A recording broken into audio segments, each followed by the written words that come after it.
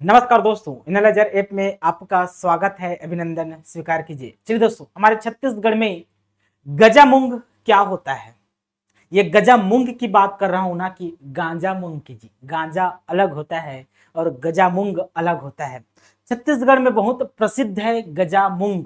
आखिर ये होता क्या है, राइट। चलिए इसी के बारे में हम समझ लेते हैं कि गजा मूंग कहते किसे हैं, ठीक ना। तो दोस्तों याद रखना है, ये गजा मूंग है ना, गजा मूंग एक प्रकार का प्रसाद है। क्या है? एक प्रकार का प्रसाद है। गजा मूंग छत्तीसगढ़ में क्या है? तो प्रसाद है। प्रसाद कौन से भगवान को समर्पित यह प्रसाद है?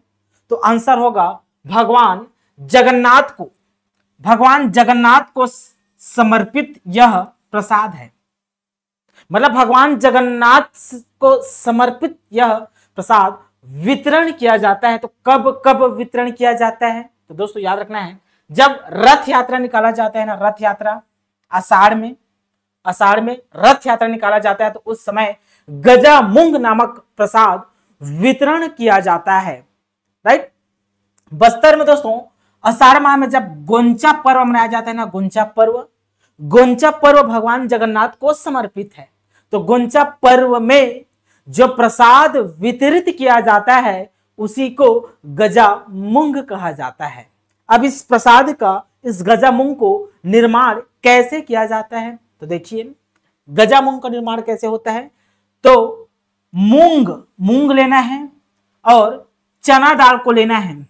मूंग व चना दाल को गुड़ या शक्कर के घोल में, या तो गुड़ हो सकता है या शक्कर हो सकता है, उसके घोल में भिगा कर तैयार किया जाता है। जी, अर्थात यह मीठा व्यंजन है। एक प्रकार का गजा मूंग मीठा व्यंजन है, याद रखना है।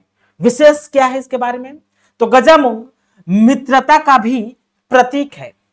किसका? मित्रता का भी प्रतीक है। जैसे दोस्तों भोजली त्योहार में एक दूसरे को भोजली आदान प्रदान करके मित्र बंधा जाता है, उसी प्रकार रथ यात्रा या आपके गोंचा पर्व में एक दूसरे को गजा मूंग प्रसाद खिलाकर मित्र बंधा जाता है। इसलिए ये गजा मूंग मित्रता का भी प्रतीक है छत्तीसगढ़ में, ठीक ना। आशा करता हूं अच्छे से समझ में आया होगा। ठीक है दोस्तों, फिर मिलते हैं एक नए कंसेप्ट के साथ। अभी के लिए बहुत बहुत धन्यवाद।